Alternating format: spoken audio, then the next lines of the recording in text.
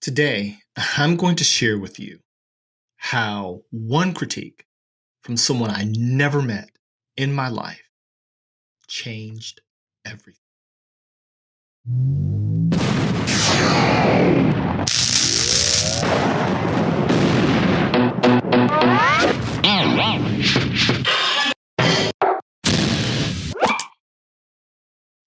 Hey, I'm Doc Solo, the director of Ka-pow, the Comic Art Academy, the real art school for real people with real lives, taught by real industry pros. And welcome to the latest installment of From Cop to Comics.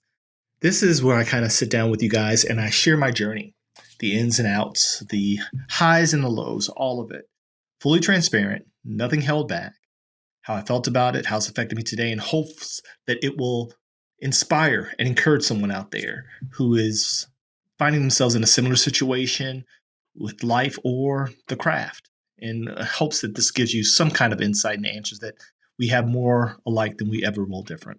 Hopefully, this blesses you. Now, a little bit of housekeeping before we get started. Gotta serve the agenda on the algorithm. Like, follow, subscribe, do all of the things.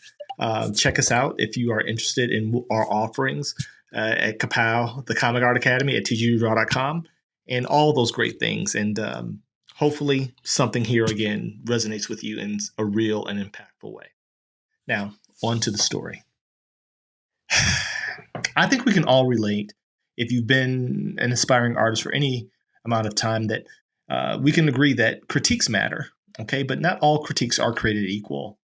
And especially today, I found out that since starting Ka-pow, that people are less looking for critiques than they are for affirmation, to be quite honest. Most young aspiring creatives today, in today's social media landscape, where it's rife with detractors as well as cheerleading squads, most people are looking just for someone to say, you're good enough, you got this, you can do all of these things.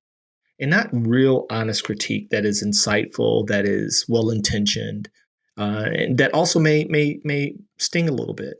You know, one of the things that I say all the time when people ask me about my critique styles when I'm doing conventions and portfolio reviews and those kind of things, or someone inboxes me wanting me to look at their work, or a new student sends me a portfolio so we can get a baseline of where they are when they enter Ka-pow. One thing I always remind them before I ever get started is, I don't do brutal honesty. I'm not a fan of it. But what I do subscribe to is surgical honesty. Okay. And now they have similarities, but some distinct differences. Brutality, as the name denotes, as the term denotes, is meant to do harm, is meant to do extreme damage. Okay. And it's as efficiently and as destructively as possible. Surgery is meant to heal, right? It's meant to facilitate growth and to repair and to set on a path towards progress. Now, what do they have in common?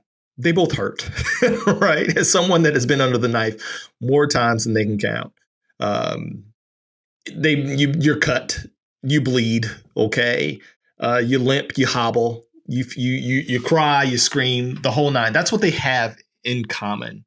But the difference is one is done masterfully and one can be done by anybody with a blunt object.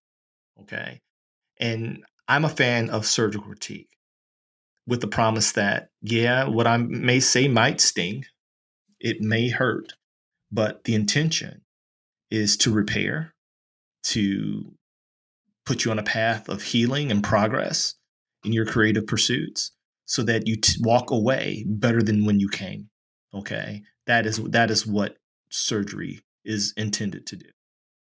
And today I'm going to share with you guys one such story of someone that was so masterful. My very first ever critique. Okay. And I'm talking the very first professional critique I ever had with someone that I never even met. Still haven't met. Have never shaken his hand. Have never had a conversation. Yet he thought enough to give me his critical best. And so let's lean in. The year is 1993. I am a fresh and vibrant young soldier, fresh out the military with a high tech job. I was on the cutting edge of technology for 1990 when the entire military was systematically transitioning from analog to digital. And I was one of the first waves of digital computer techs and communication. And I was guaranteed that all of my skills would translate to the civilian world because that's what I wanted to do. I had every plan on going into computer programming, okay, out of high school. And I just needed someone to pay for it. And so that's where Uncle Sam came in. And I wanted to play basketball, and Uncle Sam let me do that too. And so but I was doing MS-DOS in high school, and I loved it. I loved what technology meant. It was the zeitgeist of a new era in technology, and I wanted to be on the cusp of it. I wanted to be part of that entire wave. And so fast forward, I'm good at my job in the service, but I get out, and lo and behold, my skills are not transferable in the civilian world in any real way, shape. My fellow vets, many of them can relate. Okay, I'm not saying that the recruiters are dishonest, but recruiting is their job, and so we'll leave it at that. I had recruiters in the family. There's plenty with integrity, and I loved my recruiter. He was a great dude, but my skills did not translate. I don't know. I don't believe that was an intentional deception because the military, I benefited from it ever since. It was the best decision I made in my life. So I'm out of the military, but I'm broke and unemployed. And I'm jumping from job to job. And I've got this pretty hot and tempting, young, beautiful Kentucky gal on my hip who is pregnant with our child, Jordan. And I'm stressed. I think I'm 21 at this time. I'm 21, maybe 22, and trying to find a job. And we're doing all the things trying to make ends meet.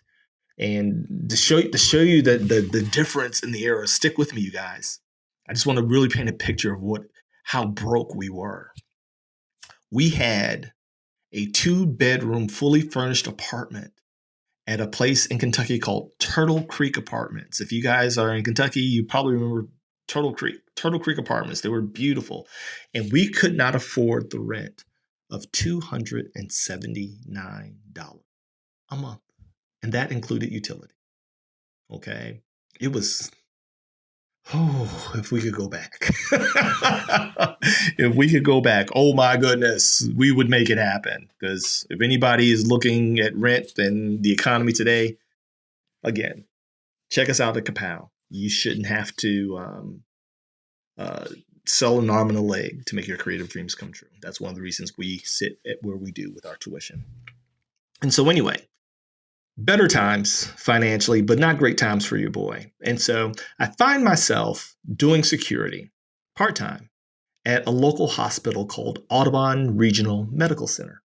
All right. And it was a beautiful hospital in Louisville, Kentucky. It was amazing. And I was a security guard, and I was a favorite with the staff, and, charming and charismatic and all those things, and fit and robust, and still never planned on being a cop. That was never in the plans, but I needed a job at the time, which is also why I became a cop, right? But anyway, at this time I'm doing security. And so, as always, I'm in and out. Art is a thing that is not a huge part of my life, but it is a part of me, okay? And so I was not even at the point of consistently collecting at this point in time. That was not a thing either, because remember, even as cheap as they were, your boy was broke. All right. And I had my childhood collection that I will share on another episode from Cop to Comics, how I came across, how I became introduced to the comic book world at the ripe old age of 12. But that collection had kind of served me. I just studied those books on repeat and read them on repeat for years, 3 long boxes. I was good with that. And of course, occasionally buying some at the convenience store, intermittently in high school and occasionally coming up on a little bit of cash. So, but comics weren't like top of mind for me outside of drawing, occasionally. And so I get an unction to draw when I go to work tonight because I'm working overnights. I'm working the midnight shift, and it was my rotation, and I was being assigned to the administrative offices which were in the lower levels of the hospital at the time. And I knew no one was going to be there. And so I said, all right, well, let me go grab a comic or two. That's all I could afford.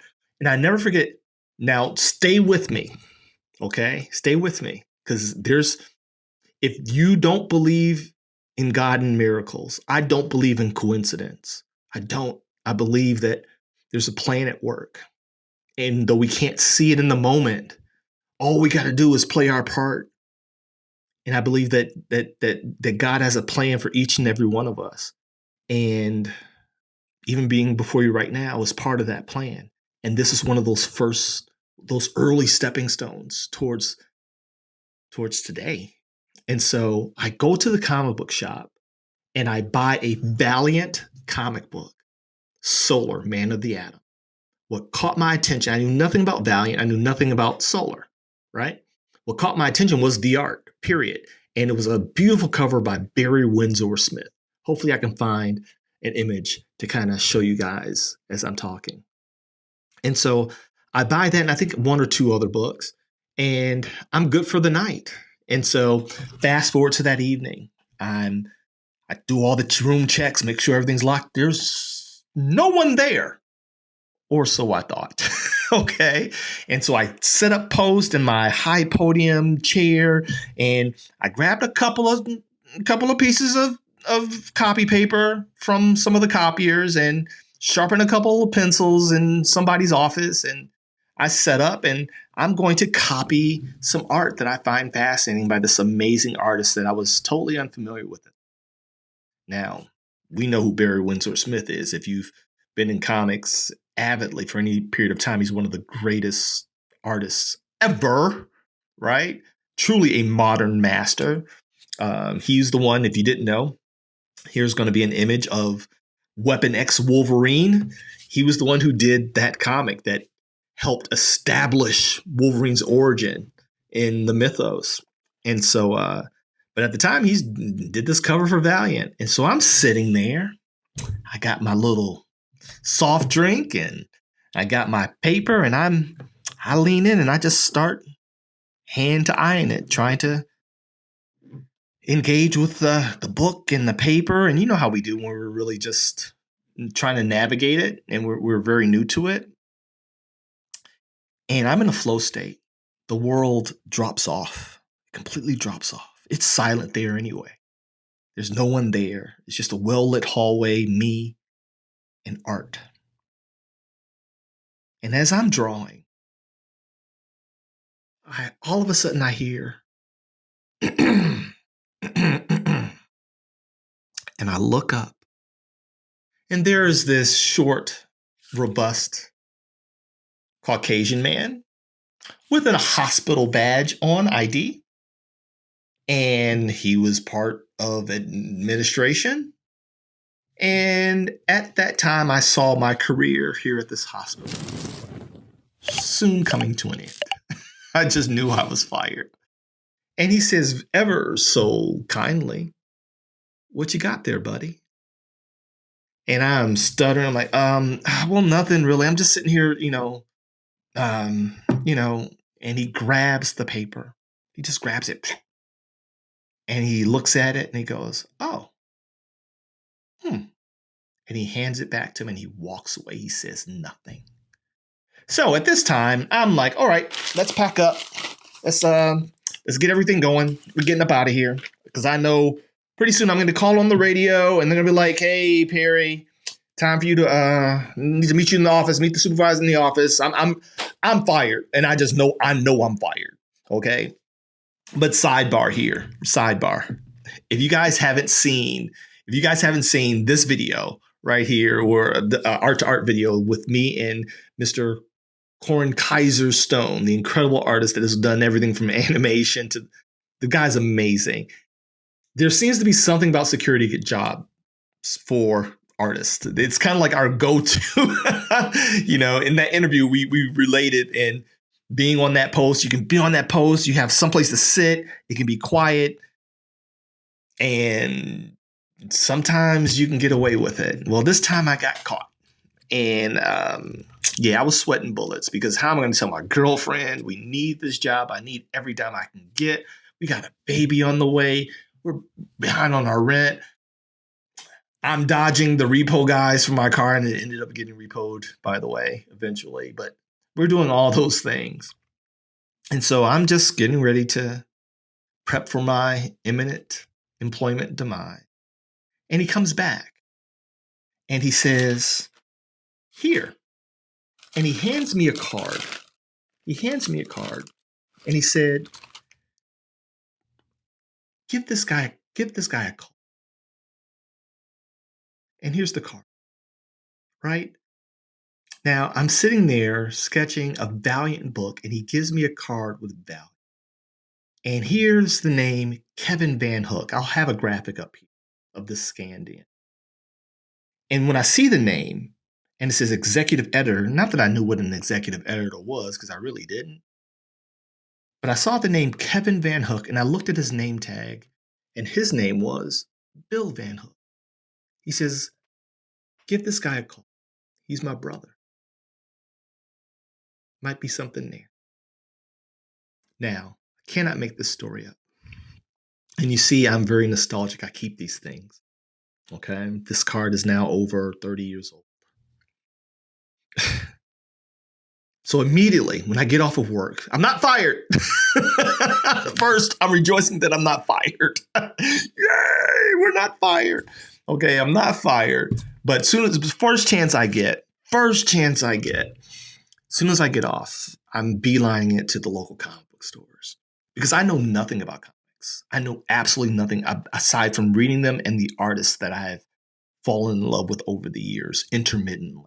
But I'm not collecting any regular series. I don't know who's doing what. And I definitely don't know how the sausage is made. Definitely. I know nothing about the behind the scenes and the dimensions of board, none of that. So I go to the one place where I just know they know what I need, so that I can send something to this guy on this card. And guess what? They knew nothing. These guys were just comic shop operators. Now, that's not a shot against your local comic shop operator, especially today. Today, in the information age, you got to remember, this was pre-social media. And I believe that the internet was brand spanking new. Okay, this was like AOL was king, right? And not many people had a computer in their home. That wasn't a thing yet. Okay, that wasn't a real thing. Neither were laptops, and definitely there were no cell phone. We had pagers if you were lucky. Okay, if you were in the game, that's another story, because I was in the game. Y'all know what the game is. If you were in the game, you maybe had a pager. I had none of those things. Okay, so information was hard to come by. There was no Google. There was no YouTube where you can just get everything that you need to get to where you want to be. Yeah, good luck with that too. That's not true either. But I went to the comic book shop, and I went to like 2 or 3 of them. And one guy eventually said, because this is Kentucky, so, my wife is from Kentucky, so this is not a shot at people in the South. My family comes from the South. But he's like, hey, Mark, back there. Hey, man. Hey, what do they draw the comic books on, man? And he's like, I think it's a 11 by 17 piece of paper or some board or something. Guy from the back yells back. And he's like, yeah, and that's all I needed. And I was gone. Thank you. That's all I needed. Because as long as I had a pen and paper and I knew something semi-correct to send this guy, I was off to the races. And so I go to an art supply shop that ended up hiring me, believe it or not, a short time later. And I'm trying to do one-to-one comparisons. And so because the paper was kind of glossy in the comics, well, they must draw on glossy paper, right? Duh. Right? They gotta draw on glossy paper. And so I found the most shiniest large sheets of paper, and I bought several. Like, can you cut these to 11 by 17? I knew nothing about bleed. I knew nothing about trim. I just knew 11 by 17. That's it. That's all I needed. And it was paper. It was like paper, like flimsy. Wasn't stiff like real comic board. I was so green. But I had a target. I had a goal. If I had to give myself any credit, I had a target and I had a goal, and I had somebody that was willing to look, hopefully. And so I get the pages and I start drawing. I go back and I said, well, let me see what they already do, because I'm big into research. I'm like, let me give him something he's familiar with. And I'm going to make up the story myself. Okay, I'm going to make up the story myself. So he knows I'm not cheating and copying a story that was already done. So, and I've always been an avid reader and a writer. Right? Writing was more of a pastime for me than drawing was, to be quite honest. Those who know me today, that know me intimately from back then, know me more as a writer-artist than an artist-writer. I'm a writer that can draw at a high competency, but I'm considered by most a much better writer than I am an artist, whatever you may think of my art, and whatever. But writing always came easy for me. Always. Literature, English literature. I was A+ honor student. I loved writing. I loved reading novels, all the things. So I knew I could write the story. It was the art part that I knew was going to be a little tricky. And even though I was a talented artist, I didn't know what their benchmarks were for competency. I knew nothing. And I had no one to give me that information. So I had to figure it out myself. And so I get the pages and I write. I go to the comic book shop. I get the pages. I go to the comic book shop and I immediately matched artists. The guy on this card, that's Joe Quesada. That's Joe Quesada on that card. So now let me go find some books with that artist, and because I really like his stuff. And I saw Ninjak. And back then, Joe Quesada was doing Ninjak for Valiant Comics. To this day, Joe Quesada is a modern master, in my opinion, way before he became editor-in-chief of Marvel. And so I get the Ninjak, and now I have a baseline character, something to build off of. And I write a 5-page story of a little girl that goes missing. She goes missing in the big city where Ninjak operates, whatever city that is. And Ninjak is charged to go find her because she's some diplomat's daughter or something. And so he takes the assignment. He goes to find her, and she was dragged into the sewer. She's kidnapped by this Sasquatch-looking monster that lives in the sewers. And Ninjak does his Ninjak thing, and the shurikens and the blades, and the monster's super strong and fearsome. And the young girl comes out, and it's kind of like the Beauty and the Beast. And she's like, no, stop, don't hurt my friend. And it turns out the monster is gentle, and he had saved her, right? And it was whatever I can get in 5 pages, but it was cool. And so it was cool for what it was. And so I draw it and I finish it in probably about a week. I think it took me about a week to do it, even though I didn't even know typical pacing, professional pacing at that time. I didn't know that it was on average a page a day. I just wanted to get it done as quickly as possible. And so I got about a page a day done of pencils and inks, okay, for what it's worth. Yeah, I inked on top of it and knew nothing about inking either. Okay, knew nothing about inking. But after I was done, I was so dissatisfied with the final work that I never sent it in. I never sent it in. Now, fast forward 2 years. I never sent this thing in. It's out of sight, out of mind. But what had initiated was my passion for comics, right? It became real to me. It became achievable because as long as I had this card, I knew that I had someone that I can get in touch with, right? Even if I didn't know what to do, okay? But I also had to get the courage to actually send the stuff, but I never did. And so we moved back to Chicago. It's tough. We're on public aid, but we are closer to family, strong support system. My wife gave birth to our son, Jordan. She's pregnant again. Now she's my wife. Okay. We're living in a 1-bedroom studio apartment. So small. It's maybe a little bit larger than the office that I'm sitting in.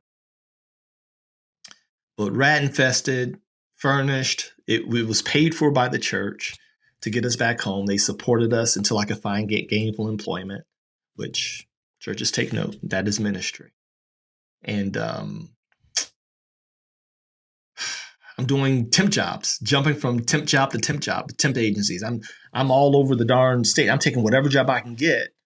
And we're getting food stamps and public assistance. Back then, the food stamps actually came in books. Who remembers the brightly colored food stamp, public aid, and the cheese and all that? We were that, okay? We were that because my employment was inconsistent.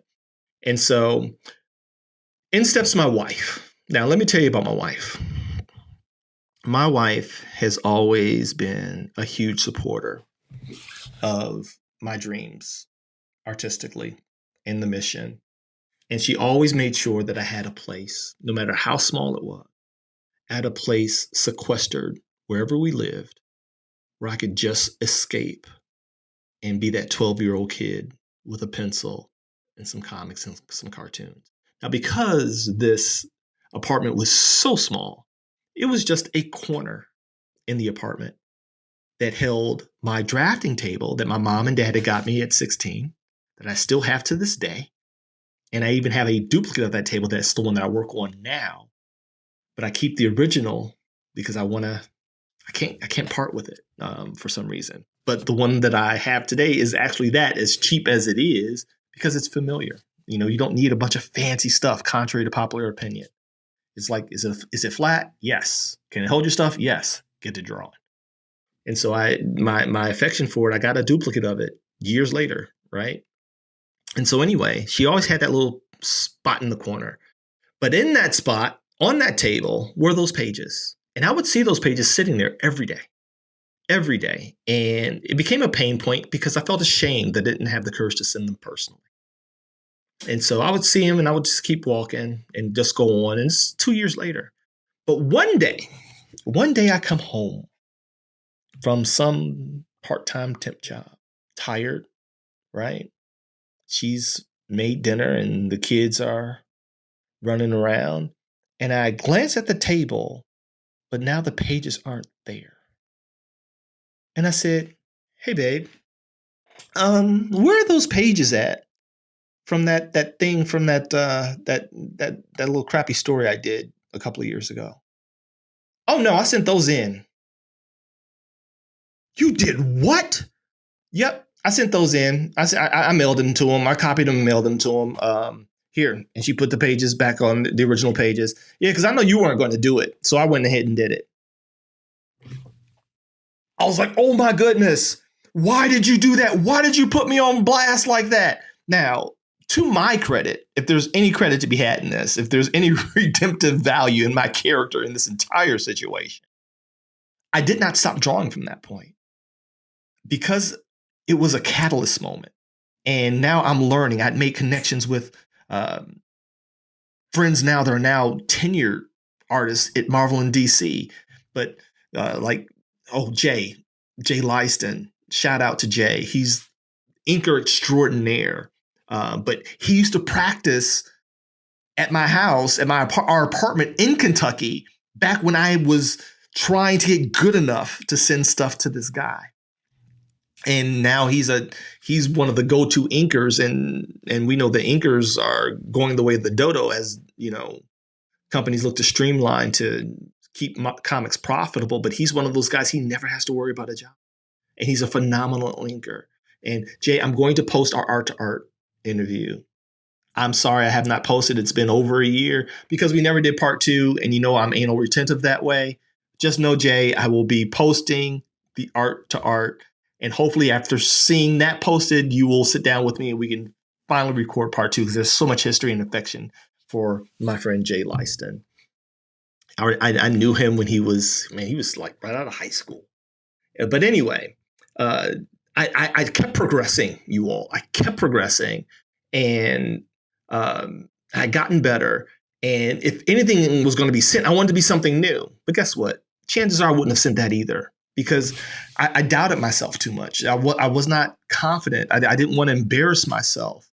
I didn't know this guy. I never met this guy. It was his brother who happened to work at the hospital that I was, you know, uh, wrongfully drawing on my post, not paying attention and actually securing the facility, who made the connection. And I don't want to embarrass him because I'm really big on not embarrassing the people who put their names on the line for you. And so anyway, my wife sent those things in. Now, remember, this is pre-social media and infant internet. So still, we did a lot of things the old-fashioned way. United States Postal Service, okay, typewriters. These were still a thing. Word processors. They were still very much a part of our norm in our everyday. But now I got to wait. And so a few weeks pass, and I come home, and there's a letter.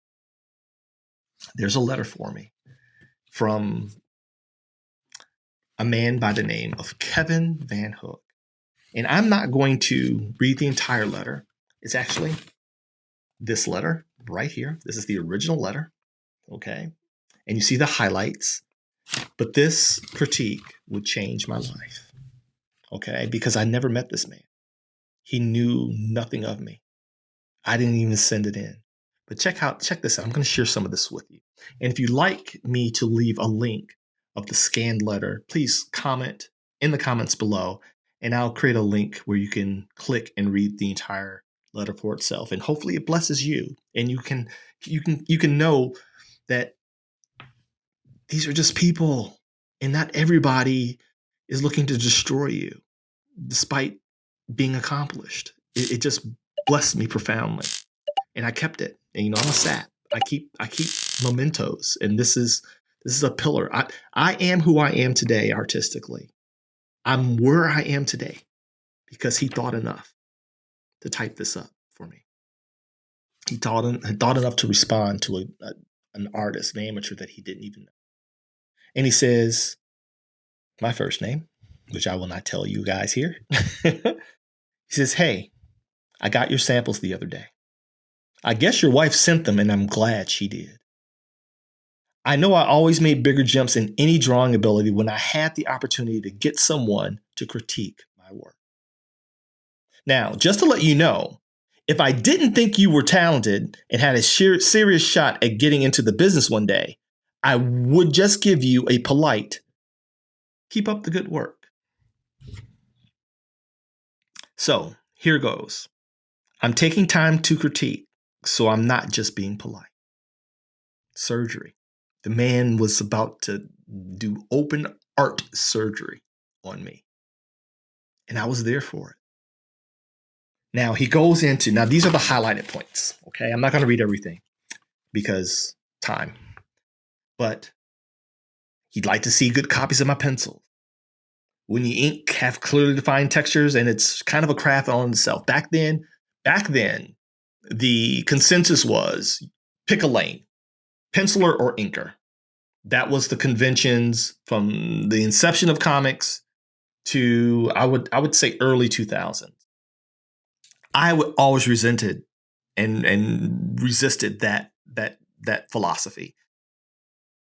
Only because I didn't know any better, but also it didn't make sense. But now I feel justified today that if you look at any comic book today, you're likely to see, more often than not, instead of a penciler and an inker, you'll just see one person and it says artist.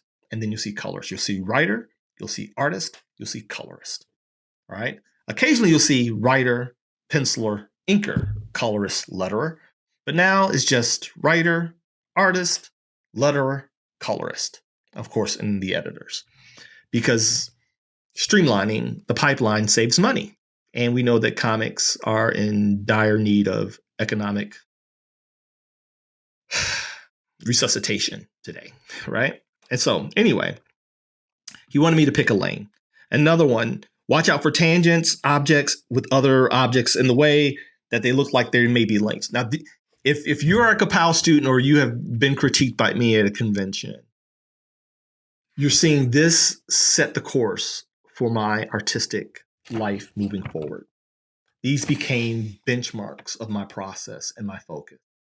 That's the power of a well-intentioned, good faith critique. Now, it's got to be said, if you're an editor or you're an artist, amateur, pro, or just somebody that is better than the person across from you, the other person across from your table or whatever, or your YouTube channel, whatever the case may be, they esteem you and admire what you do. I want you to understand you have a huge responsibility. Your words, your feedback can make or break someone's artistic journey.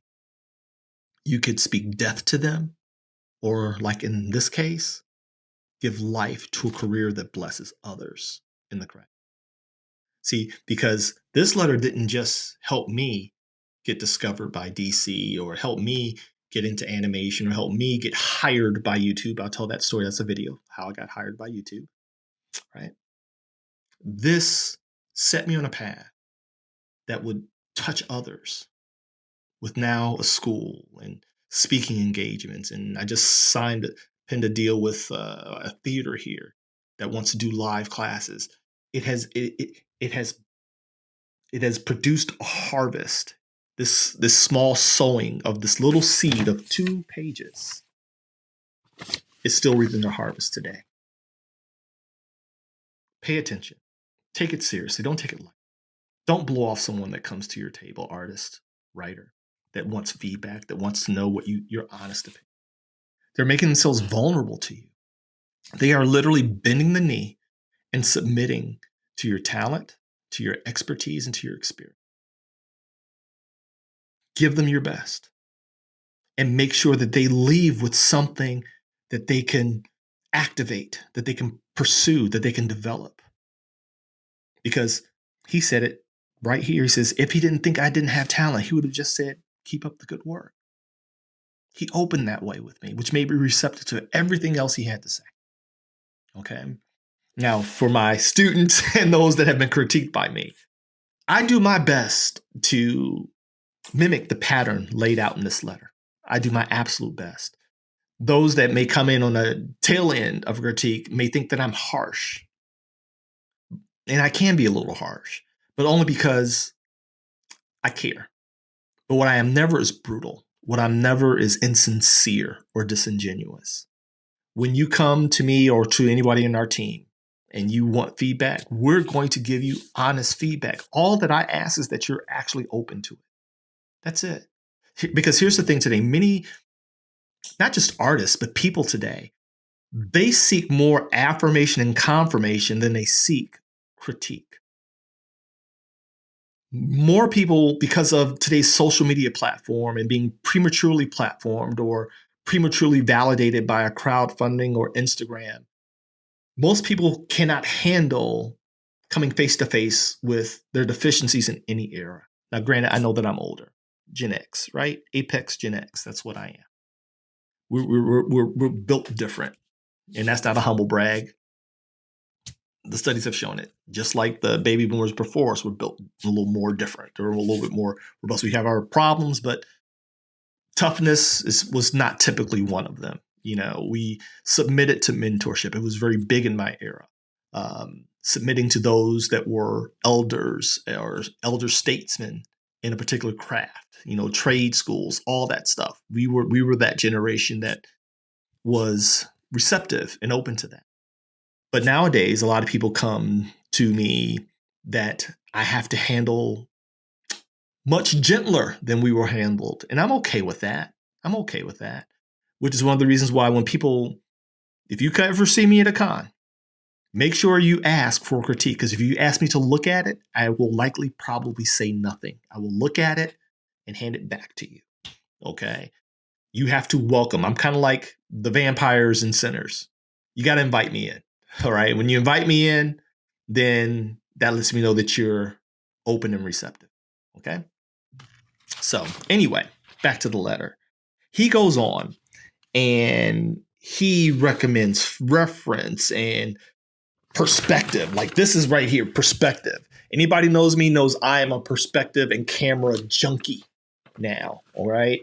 Camera movements and I became a perspective savant, and I can say that. Because I knew nothing about it at the time. What do you mean perspective? And I got all the books at the library. Even now, I'll share some with you on this channel as we move forward. I have so many perspective books, perspective, anatomy. The things that he critiqued became the pillars of my artistic foundation. Okay. And I even teach from that now because it was thorough, it was concise, and it was sincere. And he took the time out to do it. He took the time out to do it. I think that's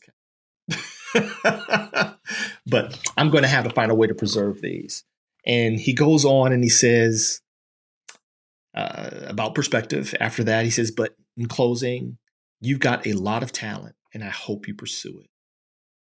Oh, he also says the last 2 pages were better than the first few. Do you see that jump you made?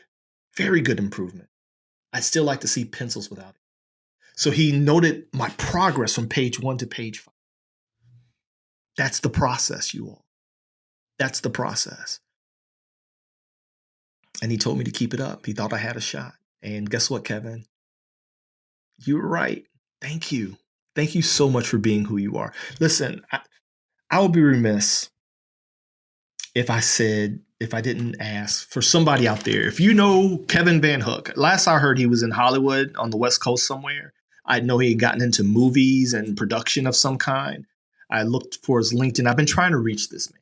I've been trying to reach Kevin Van Hook or even his brother Bill. I would love to have him here on the channel and sit down with him on Art to Art and let them know how impactful both of them have been to me and by association to so many others. It started with this.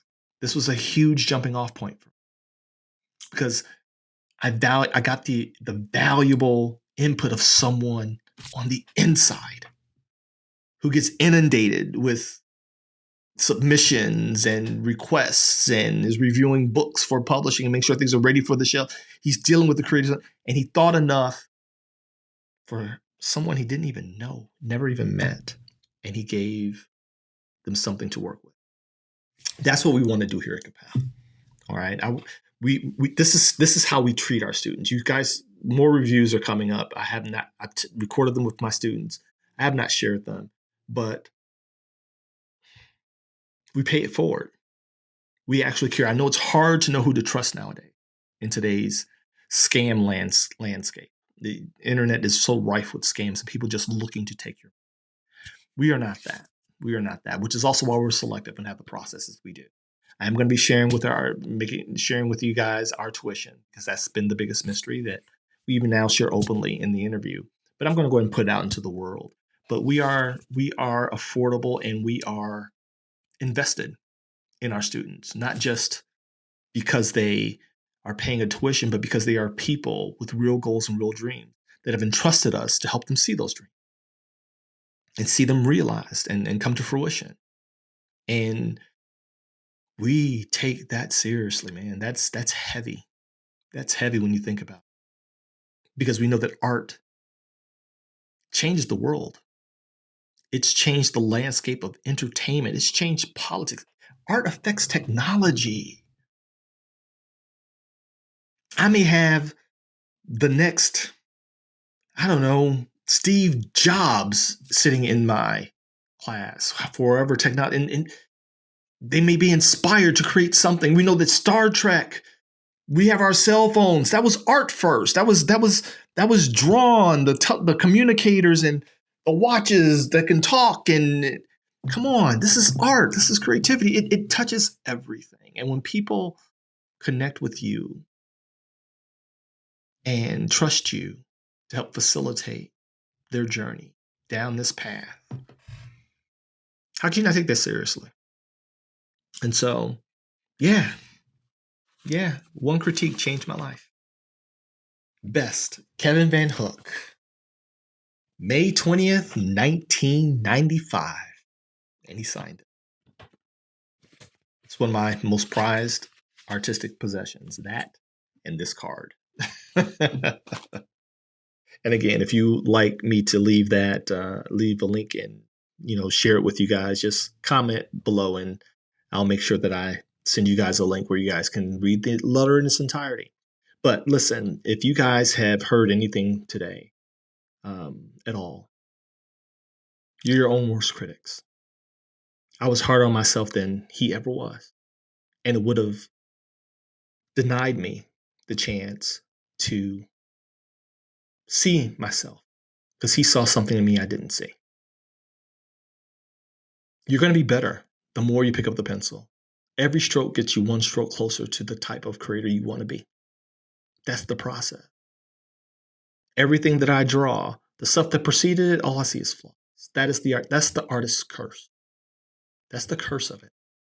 Never being fulfilled, always in pursuit. Never fulfilled, always pursuing. But I wouldn't trade for anything in the world because it moves people, it touches people, regardless of what you may think. I may not be your favorite artist. Fine, okay? Find the person who is. Reach out to them. Connect with them at a con. Artists, editors, open yourselves up. That's a huge responsibility. It's more than just your 9 to 5. You have the opportunity to directly affect someone's path in their journey. And so that's all I got. If you like what you heard here, like, follow, subscribe, do all the things. I'll be coming to you guys more frequently with more cop to comics stories of my journey. But if you want more about Ka-pow and what we offer, and we are still accepting applicants for our adult 3-year course, we're still accepting freshmen. And so apply. Links will be in the description, or visit teachyoutodraw.com for more information. And we are also going to be launching Panels and Gutters, the new Panels and Gutters, 6 to 8 week intermittent courses for those who don't want to really make the full commitment to a 3-year course as adults. We're going to have specific courses on writing, drawing, anatomy, character design, pacing, composition, where you can sign up for a block of time 1 day a week and get out. And for our young ones, we are launching Ka-pow, the Prep Academy, for ages 10 to 13 and 14 through 16 to help give them an unfair advantage in their creative journey. They have a block of time every week for 90 minutes to sit down with a real industry professional and learn the art and craft of comics. And hopefully they stay with us throughout their journey. But we want to give mom and dad a chance to give their kids a head start by learning from real industry pros. And so in closing, like I always say, remember, life is short. It's so short, you all. So live, love, and laugh. If it's your last day on earth, knowing that when all is said and done, all that will ever be remembered of you is the life you've lived, the lives you've touched, and the stories you've created. And Kevin Van Hook and Bill Van Hook, thank you for touching my life. Now, the rest of you guys, what are you waiting for? Let's get started. I'll see you guys later. Solo out.